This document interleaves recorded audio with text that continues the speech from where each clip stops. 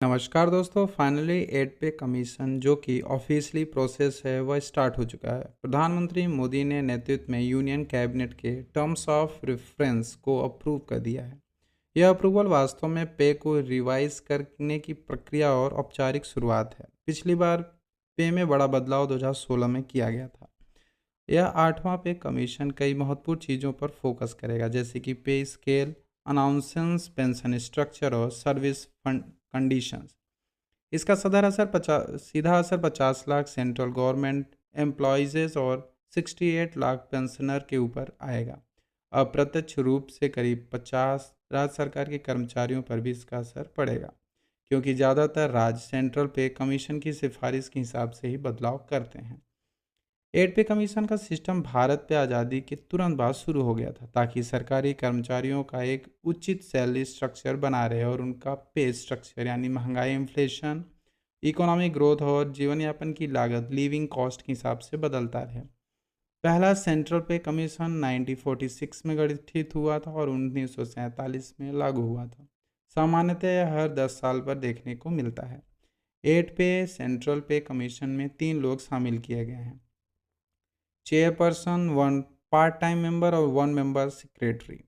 इसमें former supreme court जज रंजना देसाई को चेयरपर्सन नियुक्त किया गया है। प्रोफेसर पुलक घोष पार्ट टाइम मेंबर हैं और senior IAS officer Pankaj Jain को मेंबर सेक्रेटरी नियुक्त किया गया है।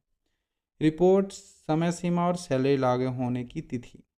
कमीशन को अपनी सिफारिशें देने के लिए 18 महीने का वक्त दिया गया है। सबसे महत्वपूर्ण बात यह है कि सैलरी में जो भी बढ़ोतरी होगी वह पिछली तारीख से लागू होगी।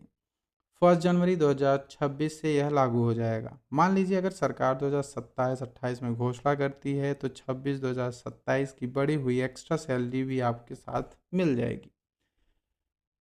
टर्म्स फॉर रेफरेंस (TOR) क्या है?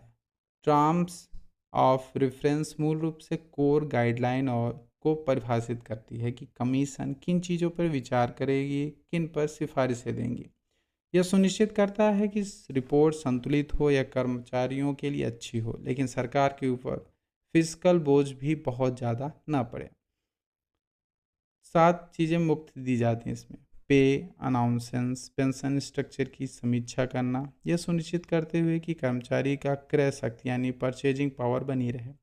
आर्थिक स्थिति और राजकोषीय विवेक, इकोनॉमिक कंडीशन है, फिजिकल प्रोडिशंस पर ध्यान रखना, ताकि सिफारिशें भारत की फिजिकल हेल्थ को न बिगाड़े और अफोर्डेबिलिटी और सस्टेनेबिलिटी पर फोकस रहे।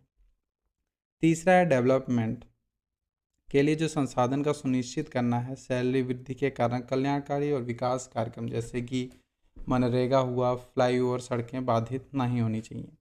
गैर अंशदायी पेंशन योजना के बोझ का आकलन करना, यह देखना कि पेंशन वृद्धि का असर भारत सरकार के बजट पर कितना पड़ेगा।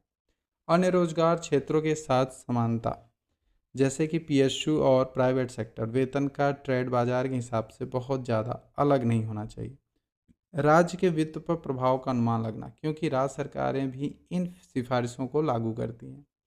पे और पेंशन स्ट्रक्चर का सिंप्लीफिकेशन और रेशनलाइजेशन करना, ताकि लोगों को समझने में आसानी हो कि कोई गड़बड़ी ना हो। मीडिया रिपोर्ट्स के अनुसार कई परिणामों की अपेक्षा की जा रही है, जिसमें है फिटमेंट फैक्चर। यदि इस बार फिटमेंट फैक्चर 1.92 भी रहता है तो सैलरी लगभग 92% तक बढ़ सकती है। इस स्थिति में न्यूनतम बेस सैलरी 18 से बढ़कर 34,000 हो सकती है। हालांकि 7 पे कमीशन के फिटमेंट फैक्टर 2.57 था, जिससे मिनिमम बेसिक पे 18 हो गया था।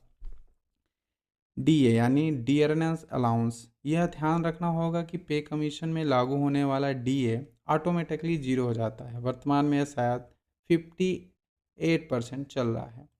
एचआरए, यह 10% से 27% तक बढ़ सकता है। पिछली कमीशन में 8 से 24% था। अधिकतम वेतन, कैबिनेट सेक्रेटरी का अधिकतम वेतन 2.5 लाख से बढ़कर करीब 3.5 लाख से 4 लाख हो सकता है। पेंशन, पेंशन का फार्मूला जो अंतिम सैलरी का 50% होता है वैसे ही रहने की संभावना है, लेकिन नियमों को सरल बनाया जा सकता है। इस प्रक्रिया में कुछ बड़ी चुनौतियां भी हैं, जैसा कि फिजिकल स्ट्रेस। सैलरी और पेंशन के भार के कारण यूनियन बजट में लगभग 1.5 लाख करोड़ का अतिरिक्त खर्च हर साल बढ़ सकता है। राज्य वित्त पर असर, अपेक्षाओं को संतुलित करना, कर्मचारियों, यूनियन, उच्च पेमेंट, फिटनेस फैक्टर और वित्त मंत्रालय के राजकोषीय संगठन के बीच संतुलन बनाना एक बड़ी चुनौती होगी। सार्वजनिक धारणाएं, सरकारी कर्मचारी के बड़े वेतन वृद्धि को लेकर निजी क्षेत्र की आलोचना हो सकती। हालांकि चुनौतियां हैं, 8 पे कमीशन और औपचारिक शुरुआत कब हो चुकी